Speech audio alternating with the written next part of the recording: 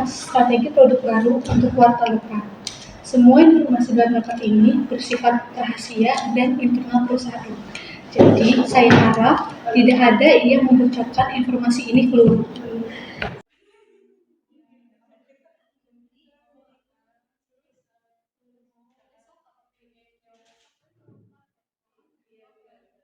Baikbu, semua catatan rapat akan saya simpan di folder backup dengan password aman seperti biasa. Bagus, ingat ya, menjaga rahasia perusahaan bukan hanya kewajiban hukum, tetapi juga tanggung jawab moral.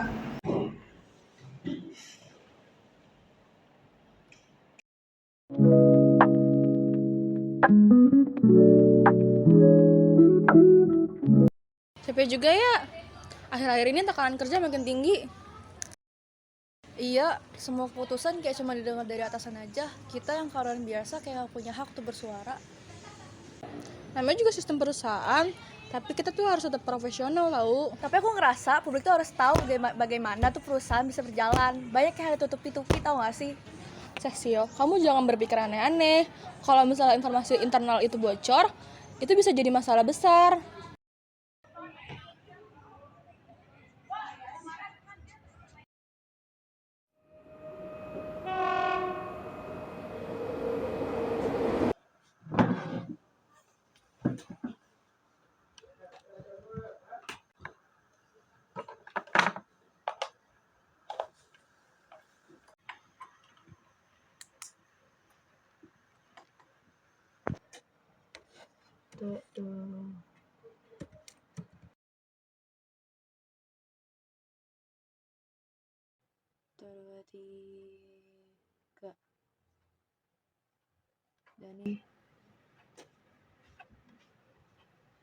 Apa ini?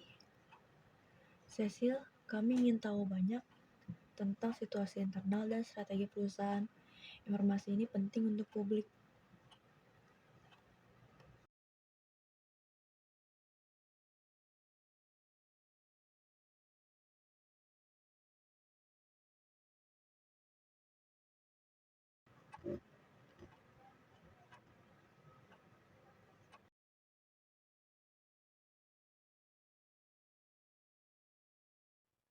Terus ke bawah ke atas ini ya, 1, 2, 3, perusahaan, pencet 2 kali, aduh udah ini lagi gua, terus udah, terus habis itu gua pencet backyard, set.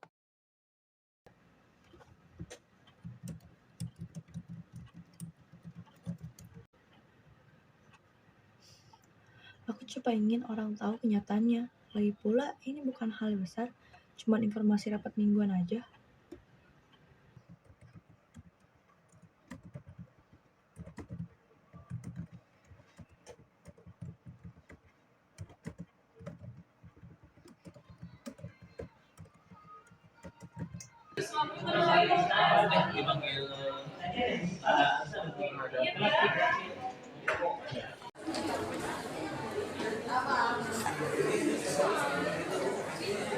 Permisi, Bu Marisa. Oh iya, ada apa? Silakan duduk dulu. Oke. Ibu, kita punya masalah terkait hasil rapat yang kemarin. Dokumennya tersebar ke media online dan saya tidak tahu siapa yang menyebarkan itu. Apa? Siapa aja yang punya akses? Untuk yang memiliki akses itu hanya 2 orang, Bu. Dan saya terakhir tuh melihat yang membuka akses itu adalah Cecil. Cecil? Panggil Cecil sekarang juga ke ruang rapat. Baik, Bu, saya akan memanggil Cecil segera. Misi, Bu.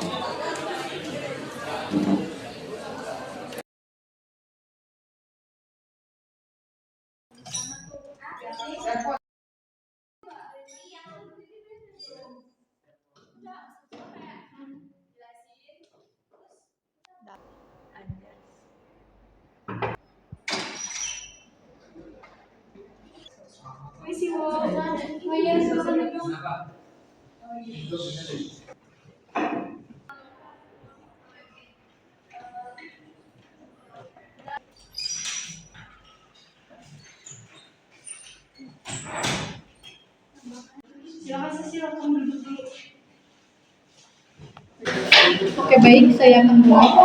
Cecil, tadi yang ingin saya sampaikan.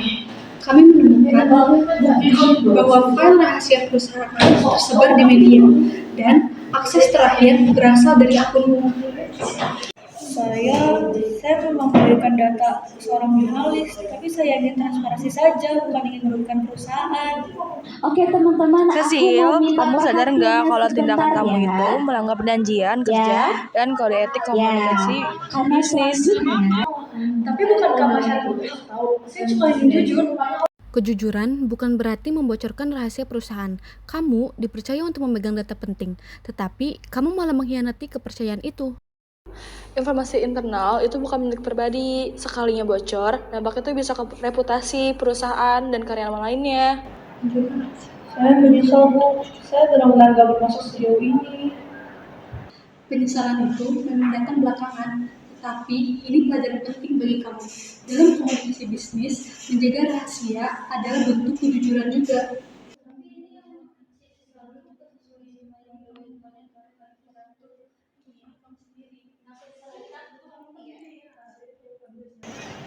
Oke baik, sekian untuk rapat darurat hari ini. Saya harap kejadian ini tidak terulang lagi. Dan terima kasih untuk kalian yang sudah menyempatkan waktunya. Dan kalian boleh kembali mengerjakan pekerjaan kalian masing-masing. Terima kasih.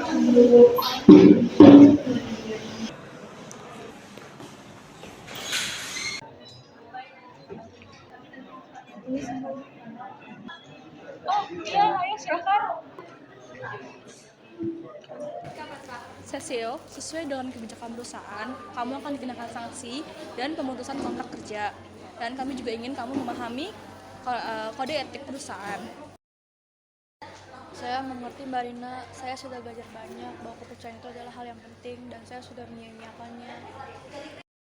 Kita semua pernah salah, tapi yang penting kamu sudah sadar dan mau memperbaiki diri untuk masa depan nantinya. Saya akan mengingat hal ini bahwa dalam dunia kerja, komunikasi bukan tentang menyampaikan, tapi juga tentang menjaga. Dulu saya pikir transparansi itu segalanya, tapi saya lupa bahwa setiap organisasi punya batas antara kejujuran dan kepercayaan. Kini saya tahu, etika komunikasi bisnis bukan hanya aturan, tapi fondasi agar sebuah perusahaan bisa berdiri dengan integritas.